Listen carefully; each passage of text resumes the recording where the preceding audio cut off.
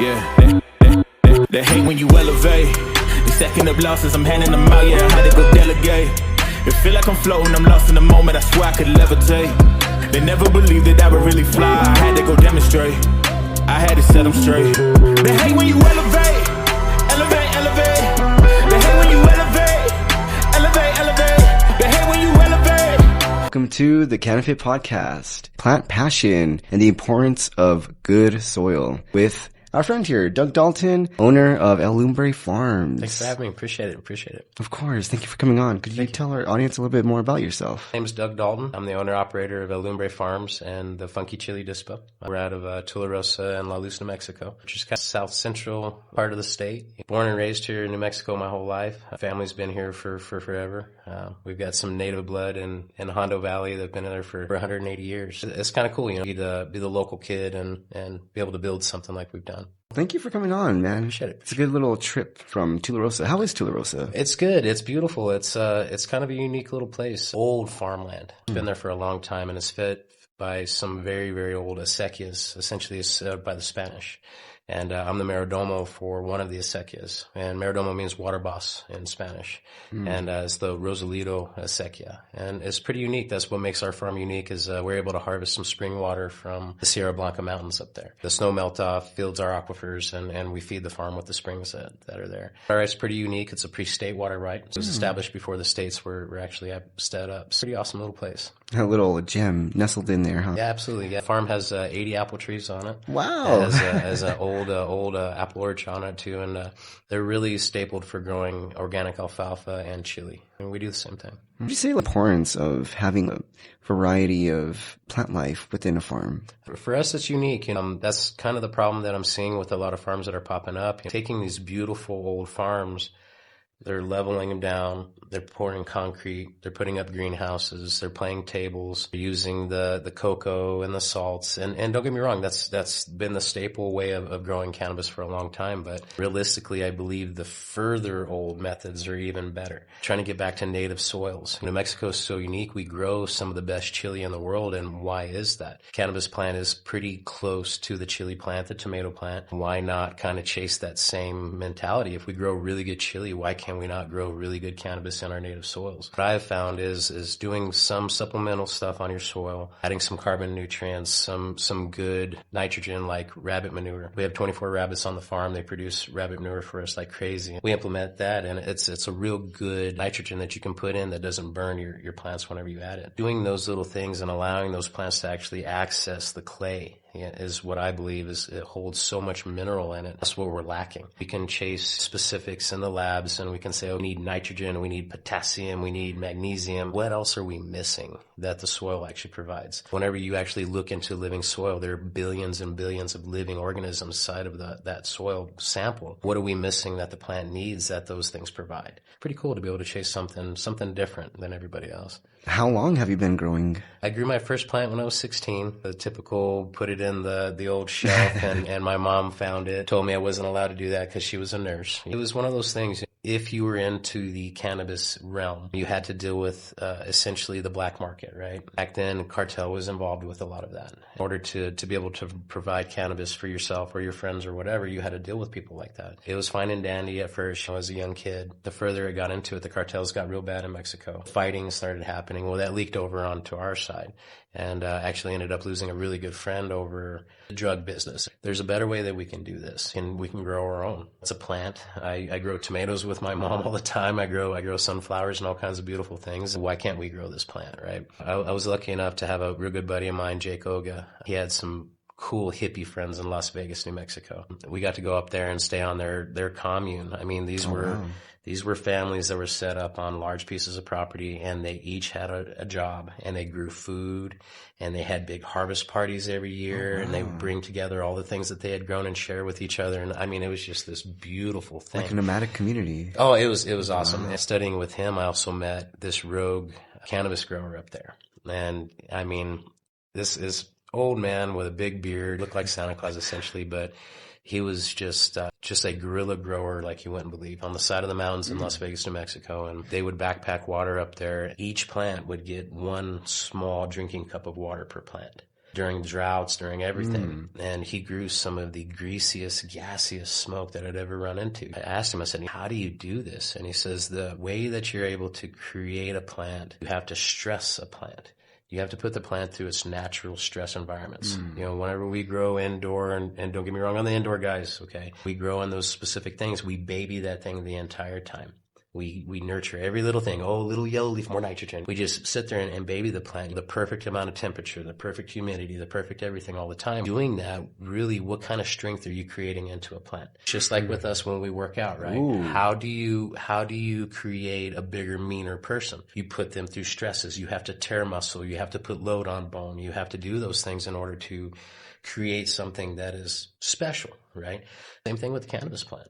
Okay, so if you're able to stress that plant out to where it goes 5 days without water and it starts realizing, oh, I'm getting ready to die, what am I going to do to survive? I'll create more oils. The bud will start creating more oils, more terpenes to protect yourself from the sun, Ooh. To protect yourself from different things, right? Yeah. When you stress that plant, you increase cannabinoid levels. You can increase things that the plant's wouldn't typically do if it was babied the entire time. I learned a lot of really cool things through him, that the plants are a lot tougher than we think they are. They can go through a lot more things, but you have to train them from the ground up. Learning through those guys were essentially the development of me becoming a pure organics grower. I've done aquaponics, I've done hydroponics, I've done general hydroponics, Fox Farm organics. I've done them all, and they're all wonderful. They all have their place in the game. For me and for my clientele, what we're finding is the stuff that's grown naturally, getting the full spectrum effect from it. Soil plays a huge part in everything. It could take away from the experience, these little steps that people might overlook, right. The importance of. Anybody can go on YouTube and they can look at videos and see how to grow a plant, and it's very doable. It's kind of the old way of doing things. We're finding out that our food is poison. We're finding out that with pyrethroids and the mosquito poisonings and everything is going into our groundwater, it's going into our food. We're digesting it, and we're wondering why we have depression issues, why we have overweight issues. We have all these different things. We'll look into our food. We have thresholds on our food where they're allowing pesticides. Wow. And you can eat it right now just because they stamp a number on it. The same thing about our cannabis plants. We need to look at the fact that it's medicine too. You know, how is it grown? It was put into it before it was done. Because cannabis doesn't just happen on the shelves, right? Absolutely. There's a whole process. There is. It really take care from seed to sell. I'm the sole owner, marketer, director, packager, deliver guy. When I opened the company, I grew 1,000 plants by myself. Wow. Fist bump, I'm telling you, brother. That is huge. Yeah, if I can tell them anything, that growing the plant is probably the easiest part of it. Actually getting yourself out there. I have a briefcase that I walk around in. I have a little suit. And I go to dispensary to dispensary, and I sell myself and I sell my product. That is probably the hardest thing out of the whole process. And I'm pretty good at selling myself. As you can see, I can talk. You know, yeah. I'm passionate about this. You know, yes. I love this. A lot of the guys, they get into it, they think, okay, I'm a good grower. Well, that's fantastic. But are you a good businessman? It's itself kind of thing. Are you a good salesman? Are you a good tax keeper? Are you, did a lot of guys get their licenses and they're like, okay, yeah, I got my license. Well, it's okay. Do you have a cannabis bank account? It's 2-year waiting list on it right now from my bank. There's a lot more to it. Growing and the producing a good product is just such a small portion of the tidal wave of mess that you're getting into when you get into this business. Not to mention the competition. And with the oversaturation too, you got to stand out. That's where I'm able to come in and give dispensary owners a relief, if you will, and clientele a relief. We have something that's different.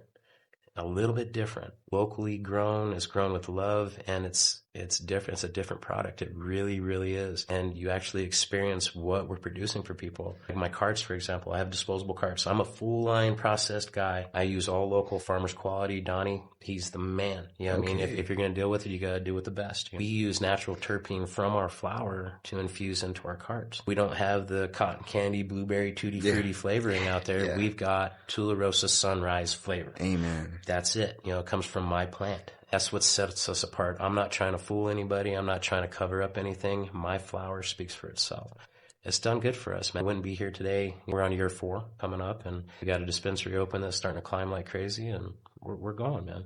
Where can they find this dispensary? That's in La Luz, New Mexico. It's at 215 Highway 82. It's on your way up to Cloudcroft. For anybody going up there, up the hill to kind of check out the mountain, man, we're a quick stop right there. Yeah, it's pretty neat. I get to package everything. It comes directly from me. And I work there Wednesdays and Sundays to hand it right there to you. And I can tell you everything about the plant. Our pre-rolls straight from bud that I grind with my hands, or our manufacturer does right there with me watching. Not small craft. Very small craft, but large scale. I worked for the Department of Defense for 18 years. I pushed pretty hard on that. I was a OSHA inspector. I was a environmental tech. No standards. No, yeah, absolutely. And for this industry especially, like I've worked hard before, but this is 16-hour days nonstop. Lifestyle. It is. It absolutely is. People I meet in the industry, they all have the same armada. They want to build a business around love and caring. And I think that's what's cool about the cannabis industry is most of it is built around that plant, and you can't deny it. You know, it's a love plant. Who would subject themselves to what you've gone through, I'm sure, and why would you willingly subject yourself to that if you didn't really believe in what you're doing, right? Absolutely. You absolutely have to leap. I was thinking maybe I can maintain a job on top of doing this, and there's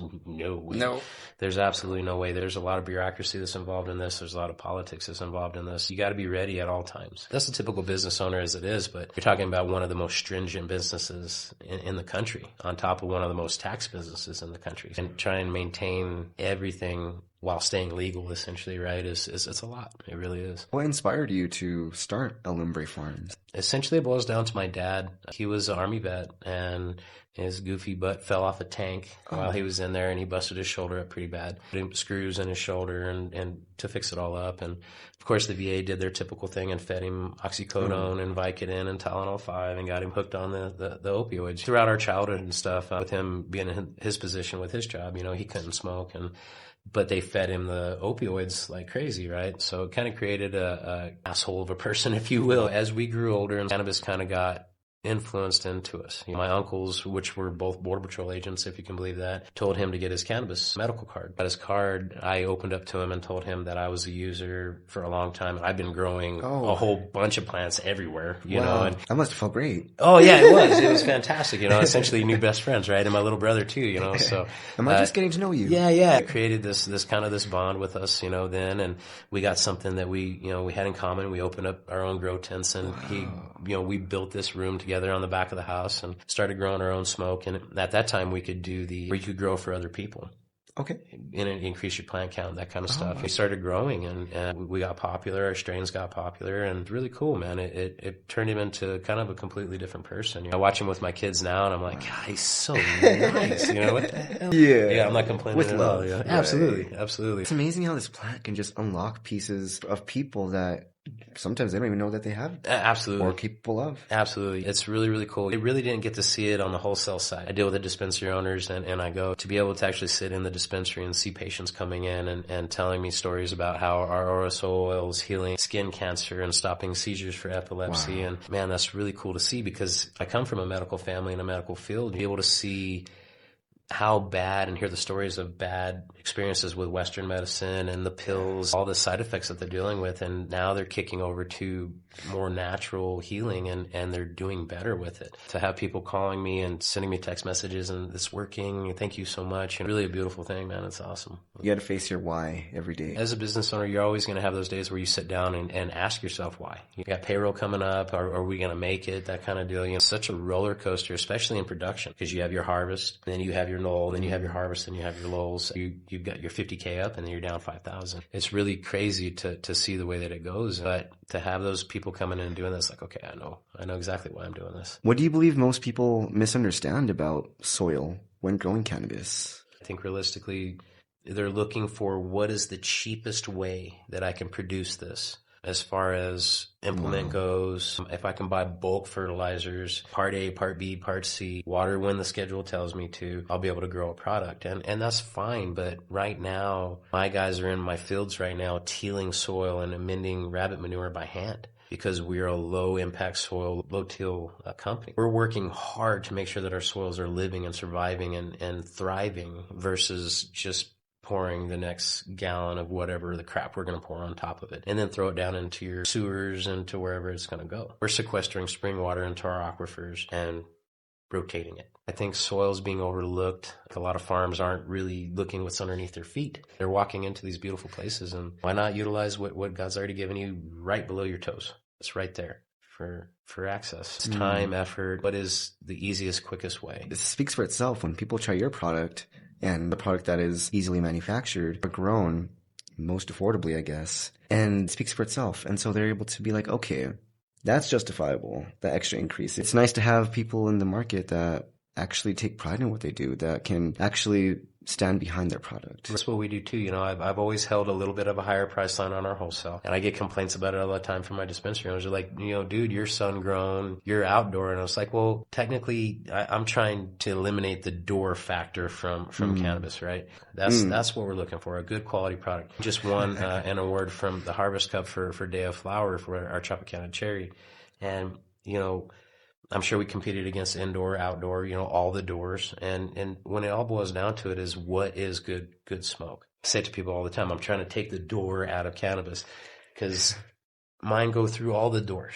Mine start indoor and then they work their way through the greenhouse doors and then they work their way outdoors. So they've been through all the doors. They got all the doors involved. So just what are you looking at in your hands? What are you smelling? What are you tasting? That's what I want to know when it's finished. 9 times out of 10, we get 5 stars. What do you hear most from your clients about your products? It's just a long, clean is what we're hearing. A nice, long, clean experience. They're getting the full effect. They're getting the red eye effect. They're getting, especially from our patients, where we're seeing a lot more medical coming to us. I carry medical grade RSO specifically for medical patients because our stuff tested so high. One of those things that we tested into the medical. Yay, I think. Well, great. Since we're here. Yeah, absolutely. It's cool to be able to chase that. To hear from people saying that I'm actually able to eat, I'm able to sleep is really, really cool, man. I'm really digging it. The quality of life is just priceless. And finding a product or something that isn't infused with anything else, just the plant material itself. We're happy that we have people that are in the industry that actually care about providing that for our customers. Yeah. We actually ran out the other day and we had a patient come in and I felt so bad able to provide the medicine today that we needed to. I should have talked to my guy about it and be like, we need to make sure and be stocked up for these things. We're providing something really good for people. We have a medical cannabis program for a reason. And that's what we tried to speak to the senators and stuff too, because they lobby us in with alcohol all the time. I'm telling you. And there is no alcohol medical program. Alcoholism is a disease. Why are they trying to categorize us in the same box? We need to realize that we are providing medicine for people and it's not taboo. We're helping people sleep. I have retired military people coming in that swear up and down they would never smoke weed, and it's starting to change. You can see the shift and it's all good as long as politics don't get a hold of it too bad. It scares me about the whole industry. It helps speaking out and being involved. Yeah, and big time.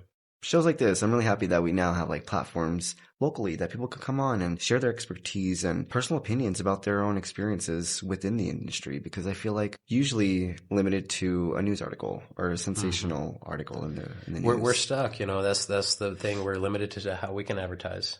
It's pretty crazy. The radio can pop on Tequila Tuesday, Taco Tuesday at the park, right?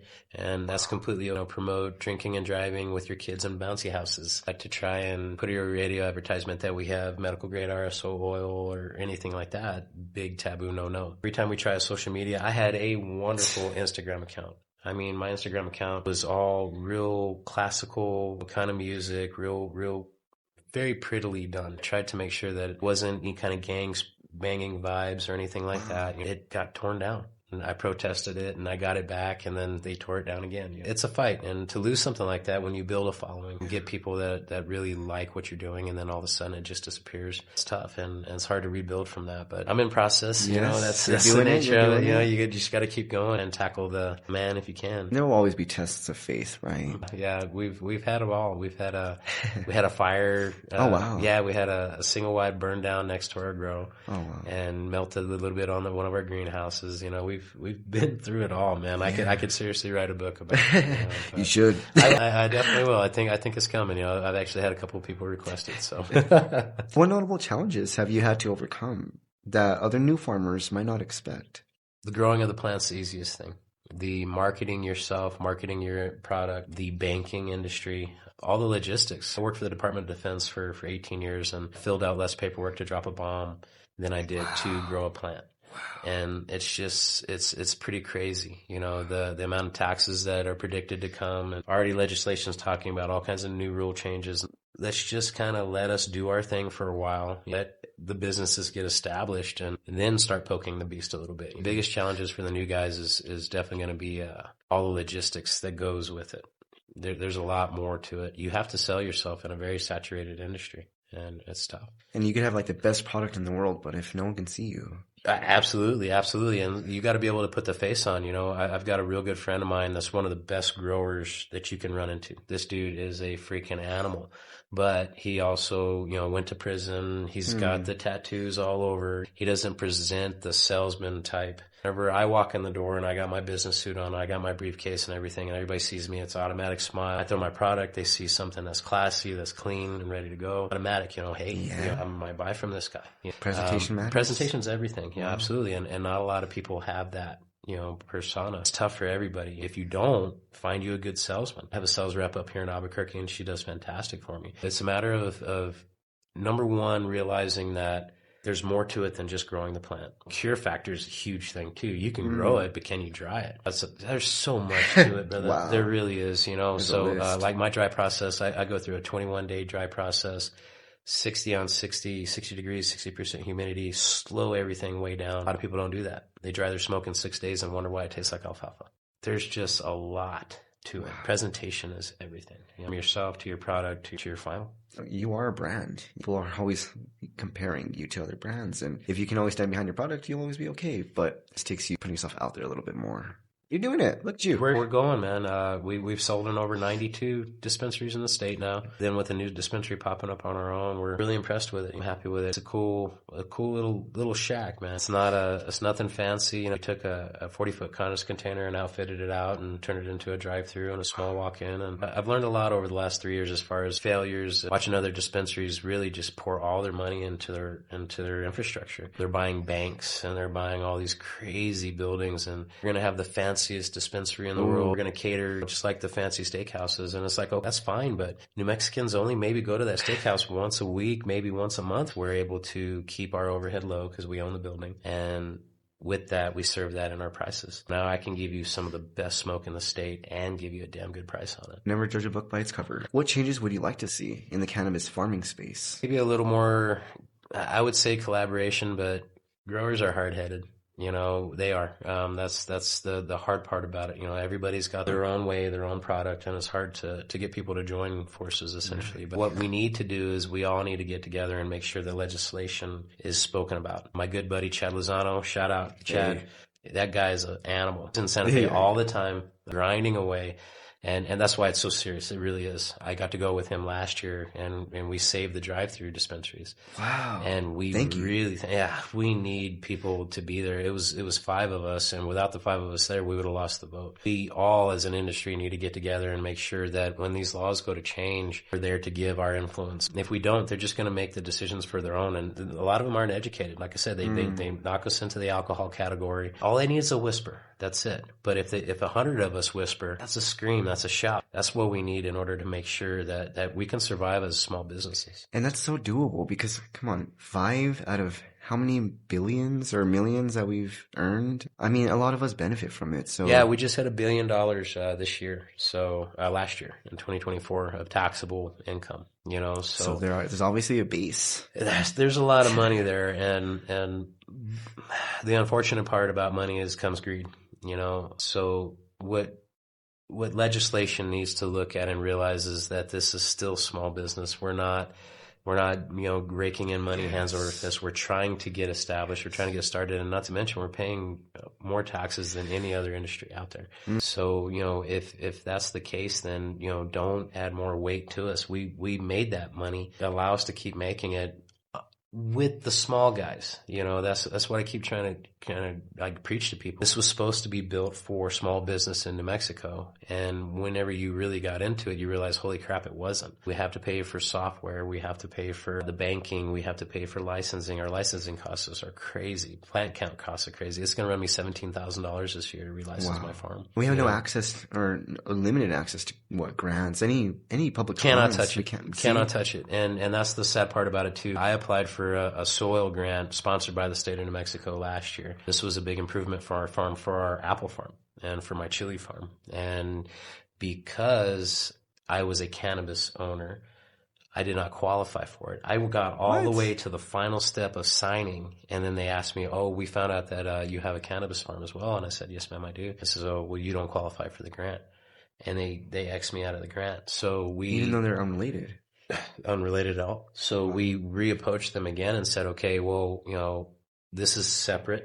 We have this farm and we have this farm. We got different business licenses. Now can we apply for the grant?" They said, "No, I would have to remove myself from the deed of the property." What? Yes. What? In order to qualify. That kind of crap is terrible. We're farmers, period. And I have 2 farms. I'm trying to grow food for people too, and I can't access government grant money. Just don't understand, why the segregation with us. It's the same thing with the banking industry. I'm not allowed to walk in the bank with cash. I have to put my money in a little drop box on the outside of the bank. We're business owners, we're people, we're providing a product, we're providing a service. Allow us in with everybody else. It's a tough industry, it is. If you're going to get into it and you're by yourself, you better buckle up. You better be a fighter. I've been competitive my whole life, and I'm not going to lose. I'm dedicated to it. You manifest your success, and you say the things that you're going to do. If you say them, they're going to happen, and I know I'll be one of the biggest producers in the state. Me being a small guy, it takes time to get to that point. It does not happen overnight, even though I work myself to the bone thinking it's going to. I thought it was going to be a 3-year success is going to be a 5-year success. And that's just the nature of business. Yeah, roll with the punches, right? Absolutely. Absolutely. Thank you for answering these questions. Absolutely. We'll be right back with our cannabis sampling segment. Thank you all for watching. Welcome back to the CanFit Podcast, our cannabis sampling segment. Doug today has been nice enough to bring in a sample. What we got is our vanilla soft chews mellows produced by Farmers Quality. My buddy Donnie, they got a mad kitchen over there, and they produce all kinds of salted taffies. They got fruity gummies, like all kinds of crazy stuff. And this is one of their new products they kind of released onto us to put into market. And it's done real well. Almost like a Tootsie Roll, if you will. And they've got different flavors, vanilla, salted caramel, and chocolate. What I like to do with them is when I get to the dispensary in the morning, I'll put them in my coffee.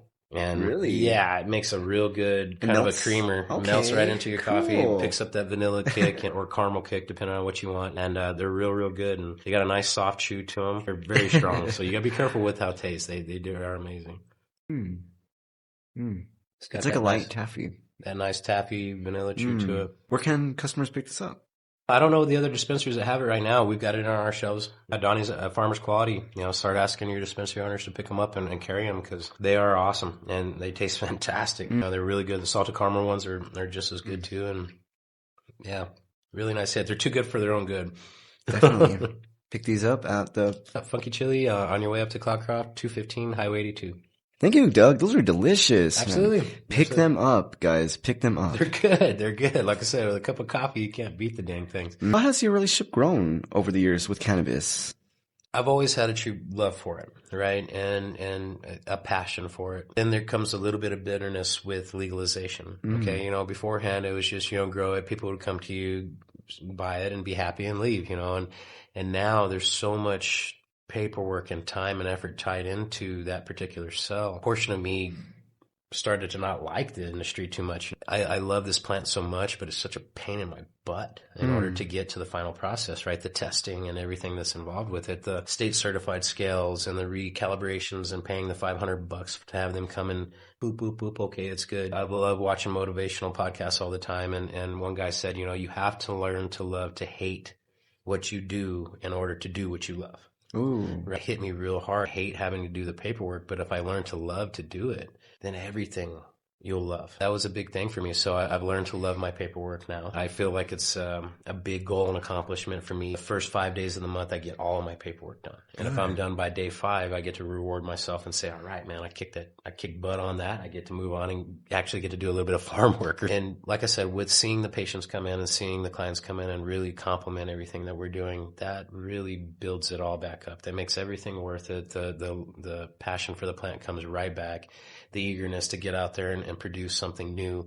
We're breeding all the time, so our breeding projects are awesome. We're coming up with all kinds of new strains and cool things that we get to name ourselves because we've done it in-house. It's neat to see people's reactions to those things. The love of the plant, it's just growing every day, I feel like. I feel more people should try their hand at growing. I'm a firm believer that if you can grow a tomato from seed to sandwich, you can grow anything, right? That's including cannabis. So I have a lot of people come up to me and say, do you think I can grow it? Yeah, of course. If you can grow a tomato from seed to sandwich, you can grow a plant, and if you can't, then I can teach you. That's what I want to do. I want to start some classes out there on the farm, get everybody's fingers dirty, get their feet dirty, get back to Mother Nature, which I think a lot of people are yearning for right now. You would say like the cannabis plant shares some similar stages? Yeah. Okay. Yeah, they do. I mean, they're close sisters to each other. They have the same pests, same predators, same nitrogen necessities. Much basically the same thing. It's an annual plant that fruits one time, and you end up with the end result. If you can grow food, you can grow smoke. So if you're looking to practice, good to start with. Yeah, definitely. Like I said, it's something coming. I've got a big dream. My dream has always been to be a farmer. When I was a little kid, I always wondered, why couldn't my parents have 10 acres and a farm with pigs and cows and, something that I can grow up on. It was always a dream of mine. I built a little farm in my place in Alamogordo. In my house, I had 24 fruit trees, grapevines, all kinds of stuff. And I got to a point to where I just had no more room. And so I sold that place, killed me, but to buy my farm in Tularosa. And now we do. We have a farm. We're going to be growing wonderful food for the farmers market this year, eggs from our chickens. That's where I believe everybody is going to is good nutritional food for your family. I think we're lacking on that so bad right now, and I think that's the reason why we're so sick. As a society, we're sick. Statistically, they say that I'm going to turn 40 this year, okay? So it's like a big you can tell, middle-aged thing for me or whatever, right? But for me turning 40, statistically, 80% of 40-year-olds will never sprint again. United States. And for me, that's a crazy statistic. I did not like that at all, thinking about that. I try and sprint every day. I coach my kids' soccer team. And I run with those kids around the laps and all that stuff, and so I'm going to try and make sure that when I'm 40, dang it, I can sprint. I think the whole country needs to really look at themselves in the mirror and say, okay, is the trip to McDonald's the best thing to do? Or should I go down to the farmer's market and support local guy and get something good to eat? That needs to be looked into the cannabis realm as well. Do I want to go down to the McDonald's shop and buy me some cheap crap, or do I want to go down to the good farmer and buy some good product? People would be surprised that cannabis farmers don't just grow cannabis. They don't have to just grow cannabis too. No, those are the ones I like. Like Farm Flourish. There's a couple of real good ones out there, and those farms, they stand out. Whenever you start seeing greenhouses that have marigolds and chive and clover and different accent plants that are grown around the plants, you're starting to see the good push, the good movement, if you will, where cannabis needs to go. And it does, like I said, it's an herb just like anything else. If you want good medicinal herb, make sure it's vegan, organic, that kind of deal. Well, why are we not looking at the same thing with our smoke? Limit the human interference. Absolutely. Wow. Yep. What would you constitute as good soil? Good soil is going to be alive. If there's a worm crawling through it and surviving and doing good, it's a living, true living organism. You have to feed it, you have to water it, you have to maintain it. It's something that you can dig your fingers through. You can smell. It has a nice aroma to it. There's a lot of parts that go into it. Our farm has taken 3 years to get to the point that it is now, and you should see the soils out there right now. I mean, they are black. They are covered with worms. We covered up this year with a bunch of wood chip. That way we can maintain our moistures in this year. And it's you dig through our dirt right now, and it's amazing. We grow really good smoke every year. This year is going to be insane. It's going to be wild. Yeah, absolutely. We went from small hole amendments to large hole amendments to now we are full bed farms, and by hand. And this is not something we've taken tractors to. This is not something that we've spent a bunch of agricultural diesel and that kind of thing. We've dug this with our bare hands, and it shows. When I left my job, I was a 205-pound DOD contractor that ate Charlie's chicken and all this wonderful fat boy stuff every day. And that first year I grew that 1,000 plants, I went down to 178 pounds. Wow. And so it's truly a labor of love. There's no doubt. You work your butt off, but if you do it, You know, your end product's really awesome. It's great because you feel like you should give back to something that has given you great things in return. The work in is work out. You know, quality in is quality out, period. It's the same thing with concentrates, with flour, with everything. And what it is the Funky Chile strain. It's a strain that we have on the farm.